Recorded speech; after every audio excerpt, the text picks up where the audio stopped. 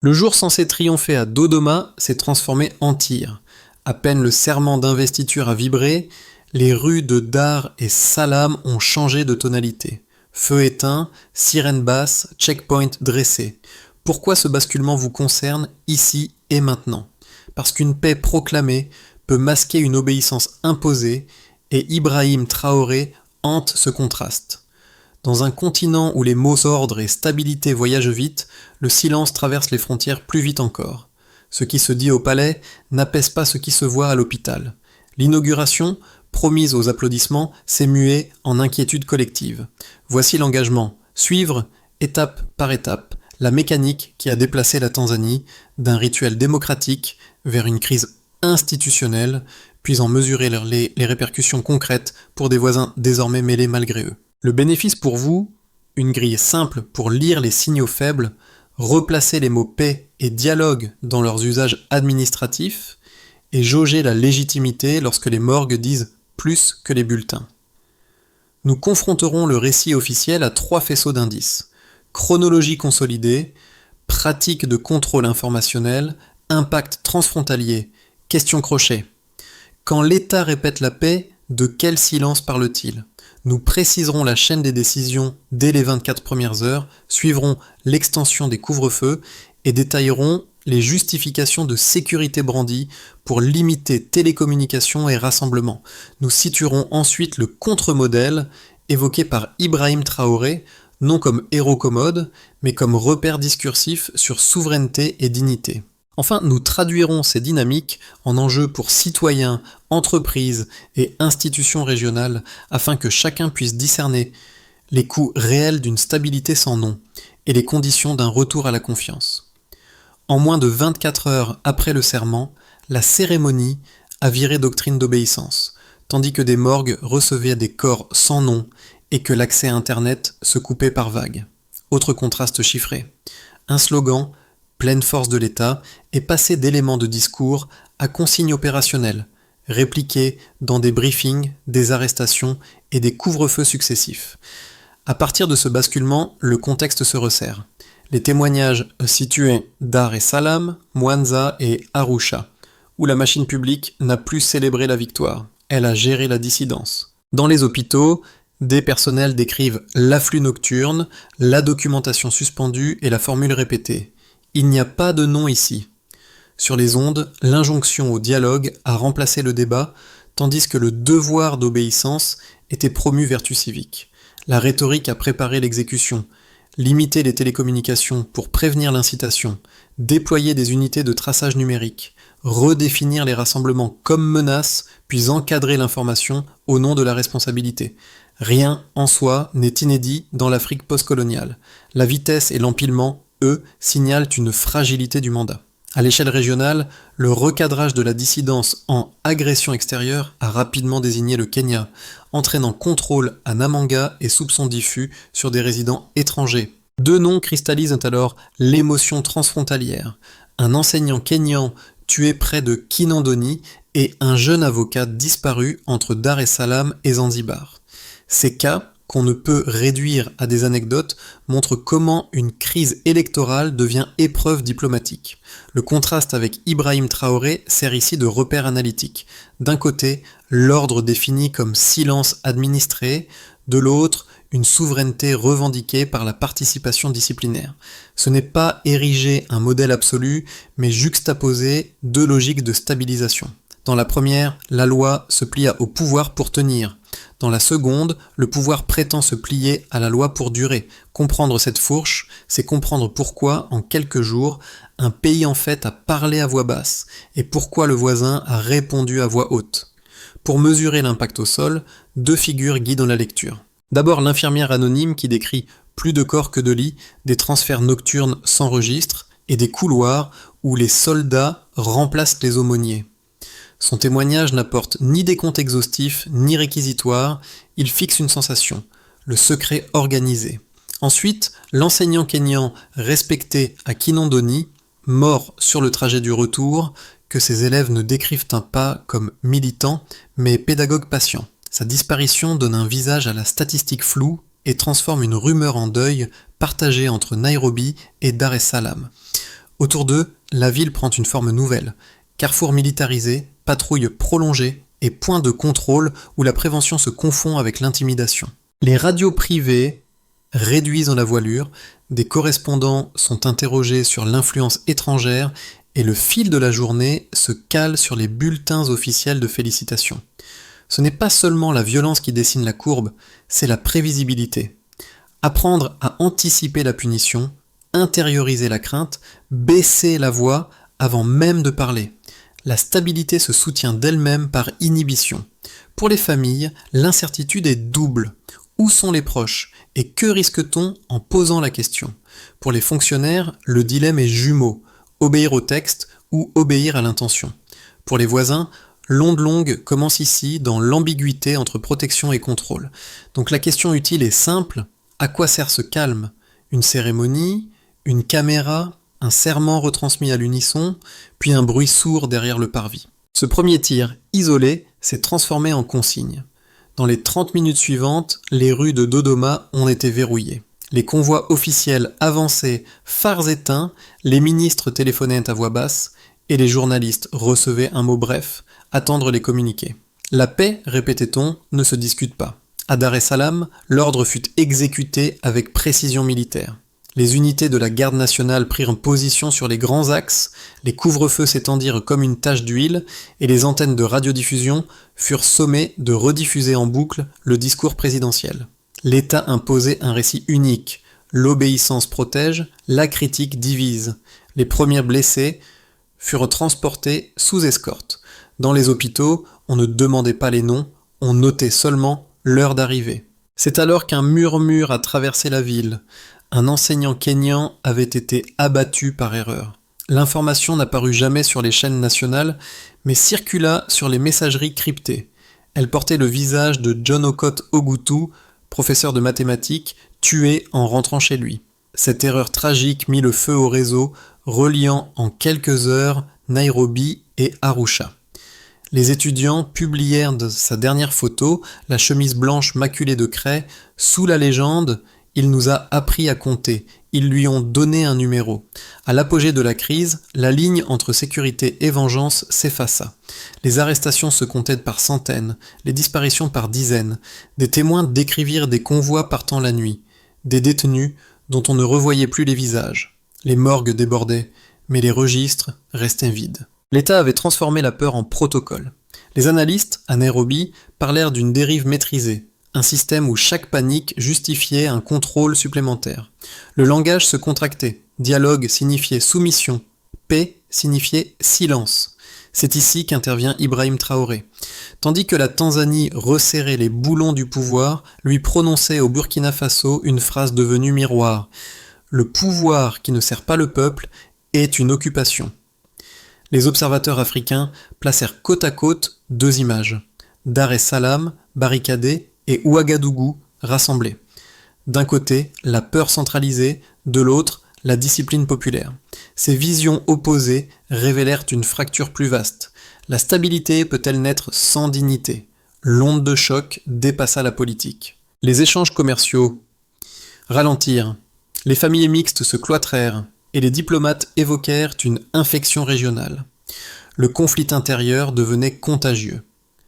Dans les marchés frontaliers, la confiance se mesurait désormais en kilomètres. Des voix religieuses tentèrent d'appeler au dialogue. Elles furent accusées de sédition.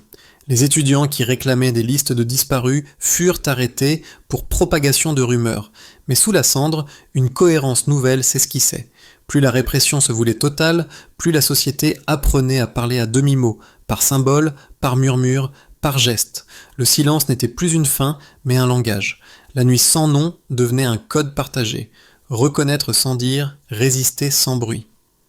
Ce système, né d'une erreur et nourri de peur, a désormais ses règles. Obéir pour survivre, se taire pour exister. L'ordre a gagné la surface, la confiance, elle, s'est réfugiée dans ses dessous. Premier chiffre, humain 200. C'est l'estimation basse, issue de recoupements Human Rights Watch et de sources hospitalières anonymes du nombre de victimes civiles lors du premier mois. Ce volume dépasse de 4 fois celui des violences post-électorales de 2020. La progression n'est pas qu'arithmétique, Elle traduit une industrialisation de la peur. Là où les précédentes crises se concentraient sur quelques districts, celle-ci s'est répandue dans 12 régions. Chaque zone rouge correspond à un district ayant enregistré au moins 50 décès ou disparitions simultanées.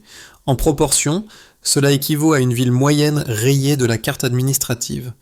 Deuxième chiffre, 17 jours.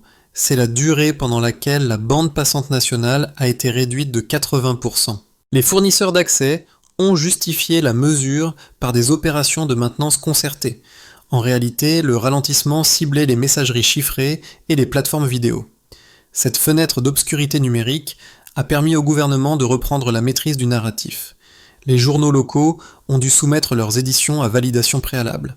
Les stations privées ont diffusé les communiqués officiels sans commentaire. Le retour progressif du réseau, le 18e jour, n'a pas marqué la fin du contrôle. Il en a simplement déplacé les canaux, de la censure directe vers l'autocensure. Troisième chiffre, 6,3%.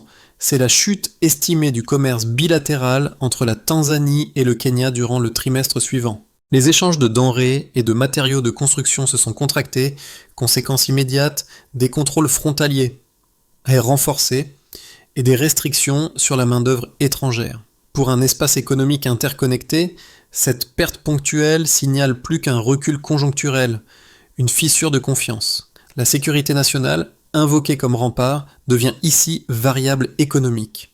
Au-delà des chiffres, leur juxtaposition dessine une équation politique. Violence accrue plus blackout prolongé et les légitimités diminuées. C'est cette corrélation que plusieurs observateurs, à Addis Abeba comme à Pretoria, ont mise en avant. Selon eux, chaque mesure de contrôle renforce temporairement la stabilité apparente, mais réduit durablement la crédibilité du pouvoir. Le schéma se répète, le régime déclare la paix pour couvrir la peur, puis redéfinit la peur comme condition de paix. Ibrahim Traoré avait résumé ce paradoxe en une phrase reprise dans de nombreux colloques. La sécurité ne vaut rien si elle protège le mensonge.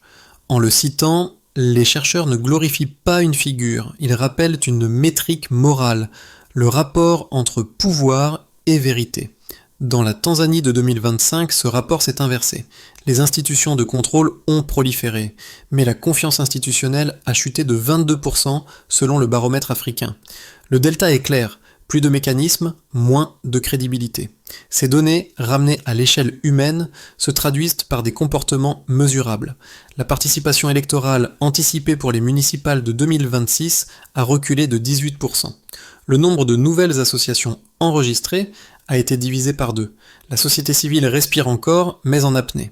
Derrière les bilans économiques, une économie émotionnelle se dresse. Prudence, autocensure, fatigue civique. Ainsi, les chiffres ne servent pas à compter les morts, mais à mesurer le recul du possible. Ils sont les cicatrices visibles d'un pouvoir qui se méfie de son peuple. Et tant que ces écarts perdureront, la paix restera une statistique instable. Certains affirment que la répression était inévitable pour éviter l'effondrement. Les partisans du gouvernement tanzanien avancent un argument classique.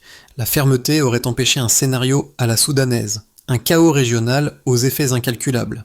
Selon eux, maintenir la cohésion prime sur le pluralisme quand la survie de l'État est en jeu.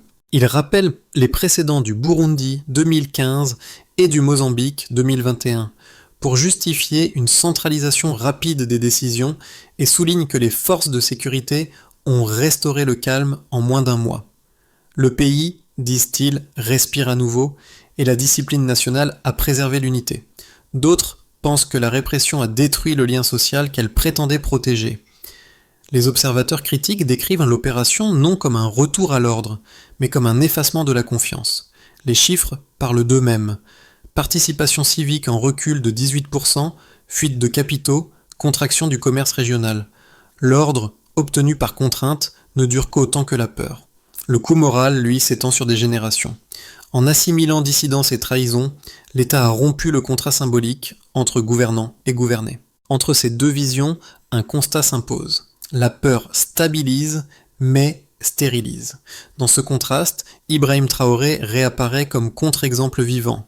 Au Burkina Faso, sa rhétorique de souveraineté participative a produit un effet paradoxal. Moins de ressources, mais plus de cohésion. Là où Dodoma a réduit la parole pour éviter la division, Ouagadougou l'a ouverte pour renforcer l'unité. Cette comparaison souvent caricaturée sert ici de repère méthodologique. Deux modèles d'ordre, deux usages du pouvoir. L'un repose sur la peur mesurée, l'autre sur la responsabilité partagée. La réfutation finale tient en une équation simple. Un État fort ne se prouve pas par le silence qu'il impose, mais par le courage qu'il autorise. Et la Tanzanie, aujourd'hui, n'autorise plus grand-chose. Comme le rappelle un ancien juge tanzanien, le silence n'est pas synonyme de stabilité. Cette phrase, prononcée à mi-chemin des événements par un ancien juge tanzanien, a fait office de déclencheur moral. Elle résumait l'inconfort d'une société où la loi se pliait au pouvoir et non l'inverse. Au même moment, un détail anodin a tout révélé. Dans les hôpitaux, les formulaires administratifs ont remplacé la case non par la mention numéro d'enregistrement. Le symbole est resté. Dans les jours suivants, les familles ont compris que la paix proclamée s'appuyait sur l'effacement. Les corps, les voix, les visages, tout devenait donné. Cette bureaucratie du silence a figé le pays dans une illusion d'ordre. Pourtant, quelque chose bougeait encore. Un fil de défi tranquille, des notes manuscrites, des chants discrets lors des messes du dimanche. Là où l'État imposait la peur, la population découvrait la mémoire comme forme de résistance. C'est à ce moment précis que Ibrahim Traoré a été cité dans les sermons et les réunions d'étudiants. Son appel à devenir la loi lorsque la loi disparaît franchissait les frontières. La révélation n'était pas politique, elle était existentielle. La peur avait un coût, la dignité aussi. Et le choix approchait. Tout d'abord, niveau national, le quotidien sous contrôle. Le premier impact se lit dans la vie ordinaire. Dans les marchés de Dar es Salaam, les conversations s'interrompent dès qu'un uniforme s'approche. Les commerçants, autrefois prompts à discuter de politique, parlent désormais de pénurie et de sécurité, comme si les deux étaient synonymes. Les enseignants remplissent des formulaires d'allégeance, les fonctionnaires signent des chartes de loyauté. Les mots dialogue et paix sont devenus des codes administratifs. La société a troqué la parole contre la précaution. Les naissances se déclarent encore, mais les décès se taisent. Dans les hôpitaux, les registres tiennent lieu de mémoire collective, faute d'espace public pour la plainte. Tout d'abord, niveau diplomatique, le voisin comme suspect. Le deuxième impact touche les relations extérieures. L'incident de Kinondoni, où un professeur kényan a été tué, puis la disparition de l'avocat Frédéric Abouya, ont brisé la confiance entre Nairobi et Dodoma. Des contrôles bafrantin hasta Matachamchista. À la frontière de Namanga, autrefois symbole de coopération, se sont mués en filtres idéologiques. Le commerce bilatéral a reculé de 6%, mais la perte symbolique est plus forte. L'idée d'une Afrique de l'Est unie vacille. Les diplomates multipliant les formules de politesse, mais les couloirs résonnent d'ironie. Fraternité régionale, dit-on encore, sans y croire. Tout d'abord, niveau économique, la peur comme variable. La répression a coûté cher. En 3 mois, le PIB a ralenti de près de 2%. Les investissements étrangers, déjà timides, ont été suspendus. Les infrastructures communes, notamment les corridors logistiques avec le Kenya et l'Ouganda, ont été gelées. Dans les zones minières, la main-d'œuvre a diminué, car les travailleurs redoutent les contrôles nocturnes. La stabilité proclamée par le pouvoir se paie en rendement perdu. Les économistes tanzaniens parlent de paradoxe de la paix coûteuse. Plus le régime se dit stable, plus la productivité chute. Tout d'abord, niveau moral, la souveraineté a double visage. Ici surgit Ibrahim Traoré. Dans les universités, ces discours circulent comme lecture parallèle. Non pas des manifestes, mais des contrepoints. Là où Dodoma impose la discipline par la peur, Ouagadougou la propose par la responsabilité. Ce parallèle, souvent évoqué mais rarement détaillé, agit comme catalyseur. Il montre que la souveraineté n'est pas qu'un drapeau, c'est une relation entre gouvernants et gouvernés. En Tanzanie, ce lien se fissure. Au Burkina Faso, il tente de se reconstruire.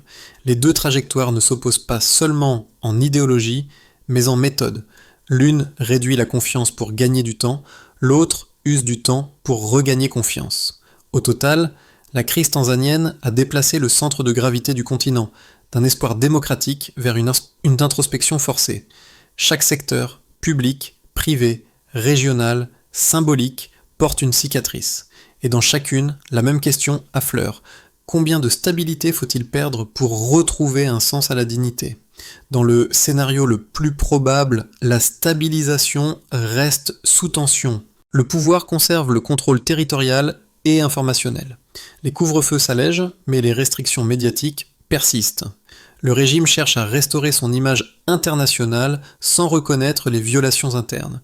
Un dialogue encadré est lancé, limité aux organisations reconnues. Les chiffres de croissance remontent lentement, plus 22%, mais la confiance civique demeure basse.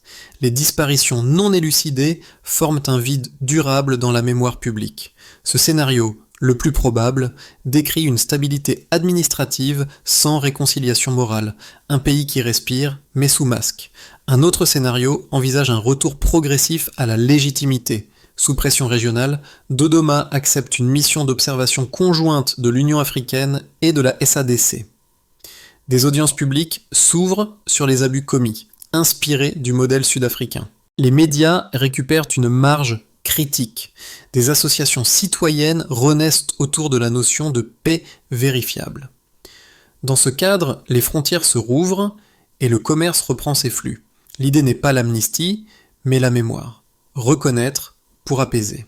Ici, Ibrahim Traoré sert de référence éthique, non d'exemple politique. Son concept de souveraineté disciplinée devient une formule dans les débats. Gouverner, c'est rendre des comptes, non imposer le silence. Ce scénario suppose une volonté réelle de transformation, encore fragile mais possible. Mais un scénario plus sombre décrit une dérive autoritaire consolidée. Le pouvoir durcit ses instruments. Les tribunaux se subordonnent davantage à l'exécutif, les opposants s'exilent. Le contrôle numérique s'institutionnalise par un registre civique centralisé, couplant identité et opinion. Les frontières restent militarisées et la paranoïa d'État se mue en normes. Le lexique officiel, sécurité, unité, paix, se fossilise en slogan. Les observateurs régionaux parlent alors d'un syndrome d'auto-bunkérisation. Le risque principal, transformer la peur en culture politique. Entre ces trois trajectoires, le choix se résume à une équation morale. Si la paix repose sur le silence, elle s'use. Si elle s'appuie sur la vérité, elle s'étend. La Tanzanie, comme d'autres avant elle, approche du moment où elle devra décider quel type de paix elle veut préserver. Pour les spectateurs de la région, l'affaire tanzanienne n'est plus une actualité lointaine. C'est un miroir. Dans les foyers du Kenya, de l'Ouganda ou du Rwanda, chacun y lit une peur familière, celle qu'un régime puisse effacer ses citoyens au nom de la stabilité.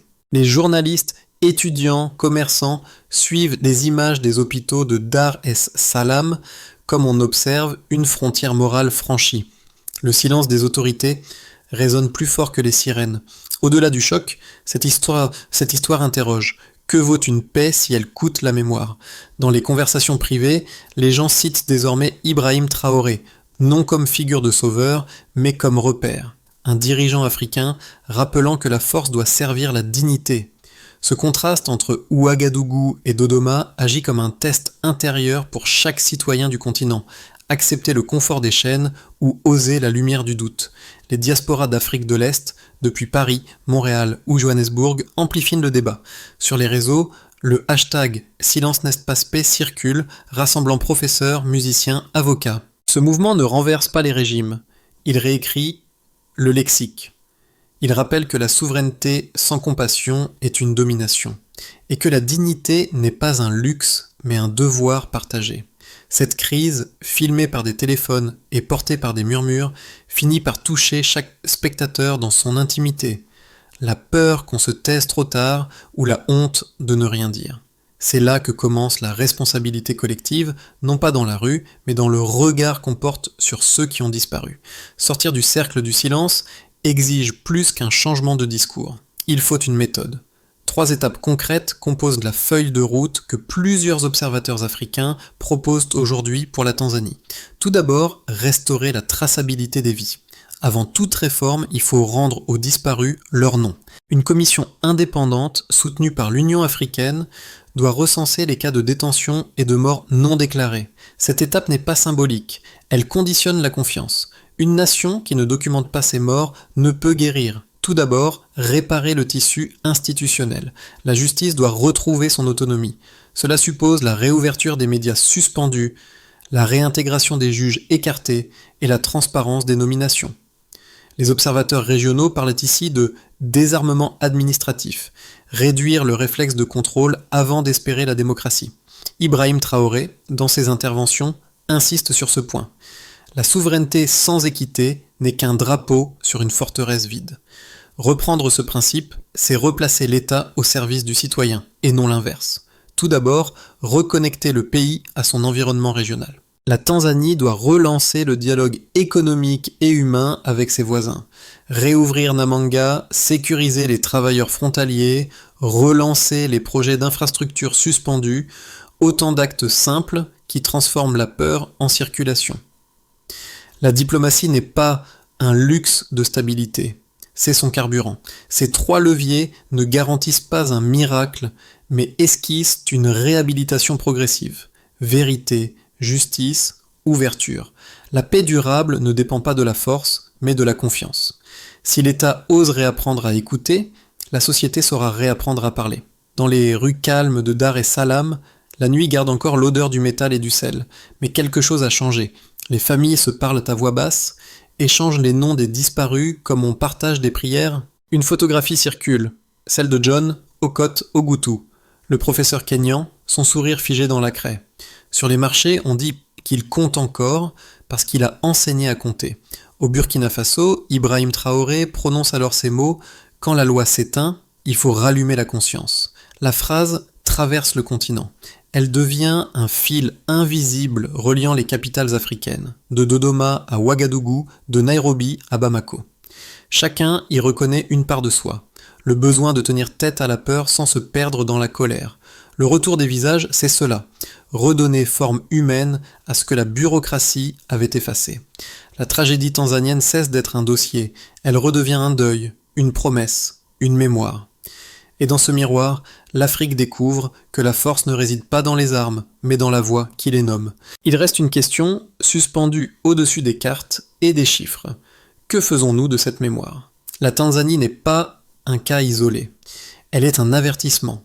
Ce que l'on a vu dans ces rues pourrait demain se rejouer ailleurs, là où la peur s'habille encore de patriotisme. L'histoire n'attend pas les bilans officiels pour se répéter. Les mots d'Ibrahim Traoré reviennent sobres. La paix construite sur la peur n'est qu'un report.